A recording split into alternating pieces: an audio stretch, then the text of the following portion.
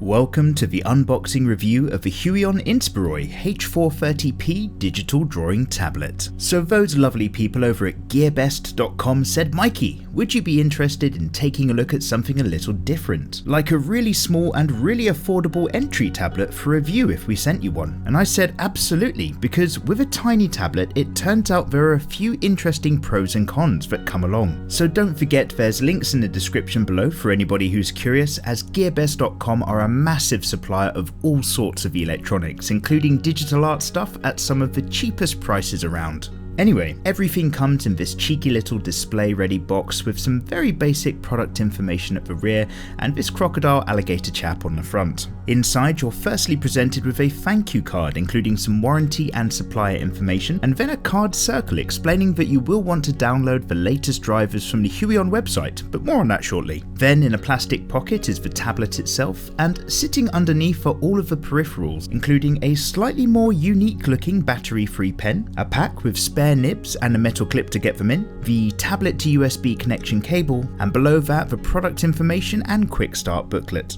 And going back to the tablet itself, it does have a nice clear finish with some grip pads on the rear and 4 buttons at the top. So this is what you can expect from the box. You've got the H430P tablet itself, the connection lead USB, spare nibs and clip, stylus, thank you card, quick start guidebook, and the driver instructions card. Now this is how a small tablet like this would look in a relatively small workspace, and as you can see it takes up very little space at all with just a 4.8 by 3 inch active work surface area. Without a pen holder you do need to make sure that you don't lose it, but as you might expect, portability is a big focus for this product. So this little tablet is great for throwing in a bag of a laptop on the off chance that you might need it on the go, and compared to a slightly more standard desk tablet with a 10 by 6 inch drawing area, you can really see the difference in scale. In profile it does have a little bit of chunk to it, but that's only compared to its overall surface area, as it is as shallow as most common tablets, and it isn't too much of a step to feel awkward for your hand. The active surface area is marked out with a series of dots, but once you get going you're not really going to spend much time looking down at it, as you'll mostly be working from the screen. The pen itself has 4096 levels of pressure sensitivity and is battery free, making it relatively light as a result. It comes with a rigid nib without too much soft spongy travel, which is great, and it is thinner in profile than the higher end digital pen, so it can run the risk of cramp or discomfort over a very long art session. And as you might come to expect, it has the standard 2-button setup so that you can swap out brushes to erasers and right click whilst you're working. And for the curious, a metal clip in the pack is used for pulling out your nibs to change them over. The pen to surface texture is very smooth on this tablet, and although there is a bit of texture bite back from the pen tip,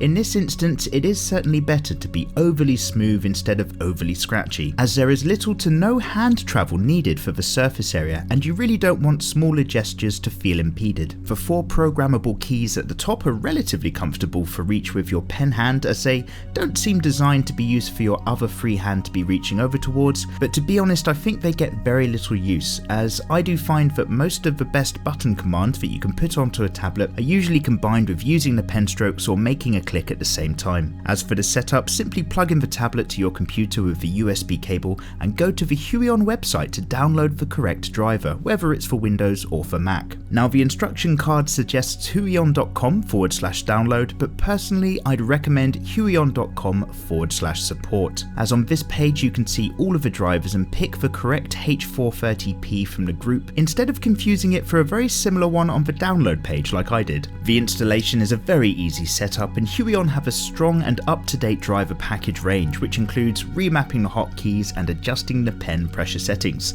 I'd recommend here as well dropping that pressure slider down just a bit to change the map, and all of these settings worked immediately in Photoshop. Now worth a quick mention that this is the smallest tablet I've ever had a go on, and interestingly I realised that it's the most likely type of tablet to permanently replace my mouse on a full-time basis. You see, because the work area is so small, you can actually navigate the cursor right across your monitor area without having to move your wrist at all, a little bit like you might do with the mouse, just using finger movements instead. Whereas on a larger tablet, in order to do this your hand would have to travel across along with arm movement, which is why I've always found it more convenient to return to the mouse when I'm not doing art. although I certainly haven't tested this on any FPS gaming. Now of course I wanted to sit down and get a feel for what this tablet is actually like to use over a period of time for an illustration. Because of its size and the fact that it's not a tablet screen, you will have to spend some time muddling through a really derpy, awful drawing or two just whilst your hand-eye coordination recalibrates itself to what's going on with the new equipment. So you will see that I eventually get used to things and scrap this current image to start on something again. Now as always, if you are working with more than one monitor, I do personally recommend only mapping the tablet to one screen instead of across both of them, otherwise your subconscious height to width relationship will be all messed up with your drawing. And as I suspected, it didn't feel natural to have my free hand over by this tiny tablet, and it did sit back to the keyboard to manage all of my Photoshop hotkeys like normal. Other than that, I encountered no real issues using this tablet, and nor did I end up getting any complaints about the pen in terms of the comfort or the feeling in my hand. Now a tablet like this is a great companion for a small laptop if you might want to do the odd drawing on the go, but it's unlikely to be your main tool of choice if you are trying to make a career out of art production, as the small surface work area might be just a little bit inconvenient after a few hours of working. However, if you want to know if I'd actually recommend a tablet like this, then I'd say yes. You see, when it comes to non-screen tablets, I have mentioned before that you can't go too far wrong with most of them as long as you